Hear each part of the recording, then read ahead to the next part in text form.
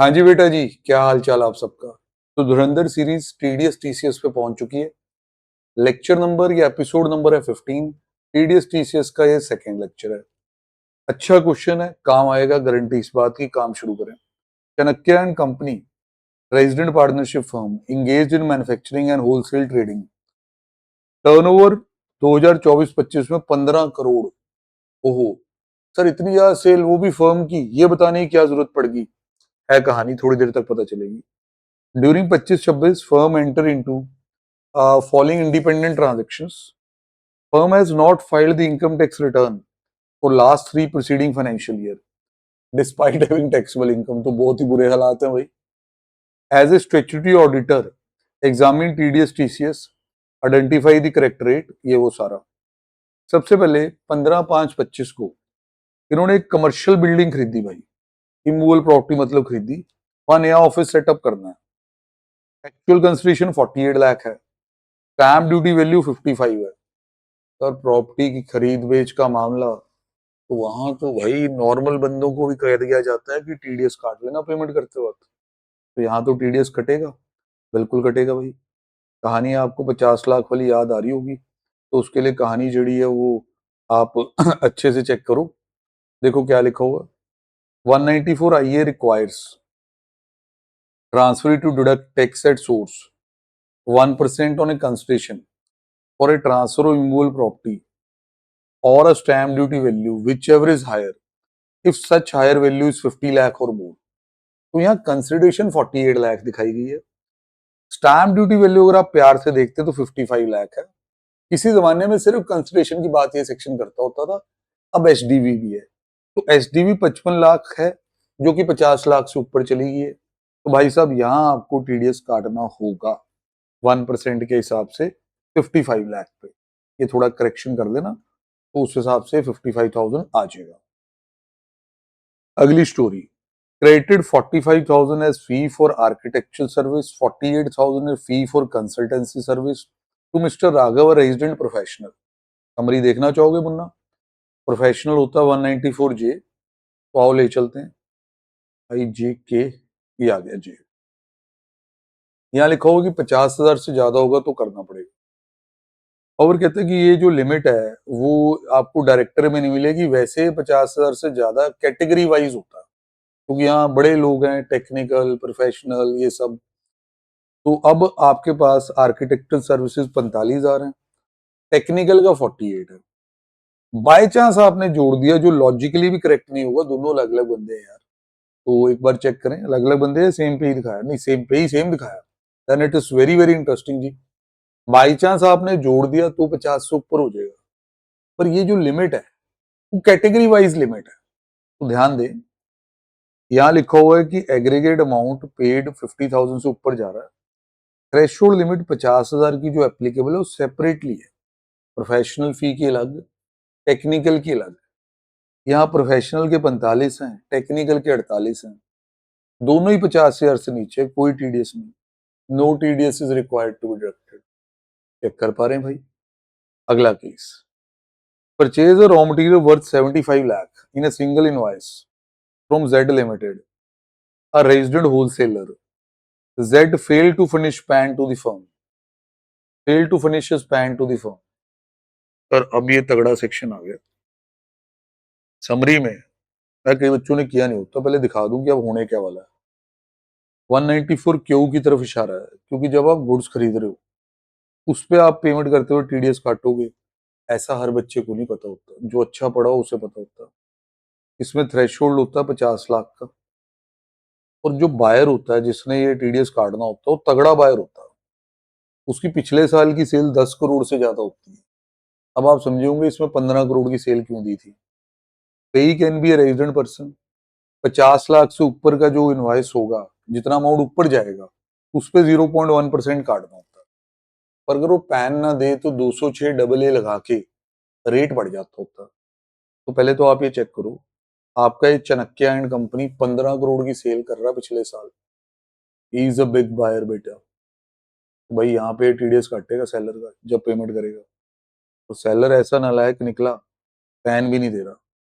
तो देखें जी, 194 क्यों कहता है कि बायर का अगर प्रीसीडिंग ईयर में टर्नओवर 10 करोड़ से ज्यादा है तो 0.1% वो टीडीएस काट दे 50 लाख के ऊपर वाले अमाउंट में। पर अगर पैन ना आए तो हायर रेट लगा दो।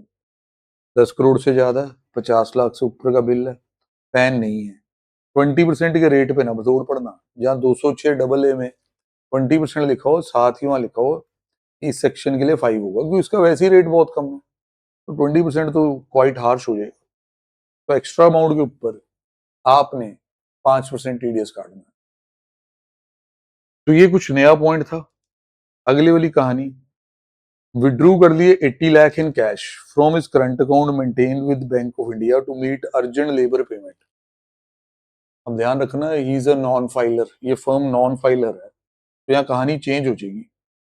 देखो क्या लिखा, सेक्शन 194 एन कहता है कि डिडक्ट करो कैश, टीडीएस डिडक्ट करो कैश विड्रॉल पे। तो अगर कोई बंदा पिछले 3 साल से अपनी रिटर्न नहीं भर रहा, उसके लिए थ्रेशोल्ड रिड्यूस होकर सिर्फ 20 लाख रह जाता है। तो बैंक वाले 20 लाख से ऊपर 1 करोड़ तक तो 2% करते हैं, और अगर 1 करोड़ क्रॉस कर दो आप तो वहां 5% हो जाता है। तो यहाँ 20 लाख से ऊपर है आपके विड्रॉल, 80 लाख विड्रॉ किया आपने, 60 लाख एक्स्ट्रा, इस पे 2% आपको टीडीएस काटना पड़ेगा। पर ऐसे अच्छे केस हर जगह नहीं मिलेंगे। प्लीज रिकॉग्नाइज करें इन चीजों को, डाउनलोड करें इन पीडीएफ्स को, तो इन्हें अपना एक इंपॉर्टेंट जगह पे लिख लें केसेस को, या प्रिंट करवा लें जैसे आपको ठीक लगे। बाकी फोन में बच्चे पीडीएफ का फोल्डर बना लेते हैं, मतलब this you have to revise multiple time. अब 10-10-25 को gifted a luxury watch 1.5 lakh रुपए अपने टॉप परफॉर्मिंग डिस्ट्रीब्यूटर को, मिस्टर बी को, एज ए सेल इंसेंटिव। समझ रहे हो? तो ये होता है 194 आर, जैसे पर्क्स वगैरह डिस्ट्रीब्यूट करते हैं तो वो लगता होता है। रेयर सेक्शन अभी सबको नहीं आता होता। 194 आर कहता है कि पर्सन जो बेनिफिट या पर्क प्रोवाइड कर रहा है, अगर वैल्यू बीसीआर से ज्यादा है तो 10% टीडीएस कटेगा। अब यहाँ आप देख सकते हैं लग्जरी वॉचेस को बिजनेस पर्क माना गया, ऑब्वियस सी बात है। कहते हैं ये काइंड में है, काइंड वाले में भाई टीडीएस काटने में दिक्कत ये आती है, जिसको ये वॉच हैंड ओवर करनी है, आप उसको कहना पड़ेगा कि भाई तू इतना कैश हमें दे दे या चेक हमें दे दे टीडीएस जमा करवाने के लिए, फिर हम वॉच देंगे आपको। Chanakya and company must deduct या इंश्योर टीडीएस 10% अंडर आर, 15,000 रुपए वॉच रिलीज करने से पहले। 194 आर की भी मेरे कहने पे एक रिवीजन लगा लेना, रेयर सेक्शन है, थोड़ा कम यूज हुआ भाई, ये बात है। 5 लाख रुपए दिए रील लाइफ प्रोडक्शन हाउस को, उसने प्रोड्यूस किया एक एडवर्टीजमेंट फिल्म आपकी स्पेसिफिकेशन के according, copyright of the ad was transfer to you. तो ये वर्क्स कॉन्ट्रैक्ट है बिल्कुल, क्योंकि आपने उससे एक थीम बता के कि इस तरह की एड बनानी है वो सब बनवा लिया, बाद में राइट पे भी कब्जा आपने कर लिया। इस पे हमने क्लास में बहुत चर्चा की हुई है। प्रोड्यूसिंग अ प्रोग्राम और ad film as per the specification of customer where copyright is transferred fall within the definition of work, it is not a professional service. यही यहाँ पे एक प्रोडक्शन हाउस है, non individual non HUF entity है, तो applicable rate is 2%।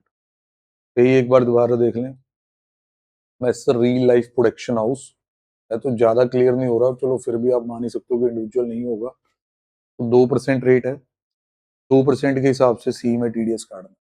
Again a rare commodity, हर जगह ना मिलने वाला केस है ये। अगले वाला भी कल भी था, आज भी है। 12 लाख रुपए वंडरलस्ट ट्रेवल्स को दे दिए, जो भाई एक ओवरसीज टूर पैकेज आपने खरीदा, लइए ट्रैवलिंग और मैनेजिंग पार्टनर के लिए। टीसीएस वहां वो लगाएंगे आपको, तो टीसीएस के रेट्स वगैरह आपके सामने। तो ये कल भी आपने किया था, अब मैं अब आपका टाइम और खराब नहीं कर सकता, चीजें नॉर्मल है। ट्रैप्स 194 आईए में 50 लाख वाला वो एसटीवी वाला ट्रैप, या एसडीवी 50 से ऊपर है वैसे तो नहीं। 194 जे भाई बहुत स्पेशल था, सीरियसली अगर ढंग से नहीं पढ़ोगे तो गलत हो गया था, समझ रहे होंगे आप।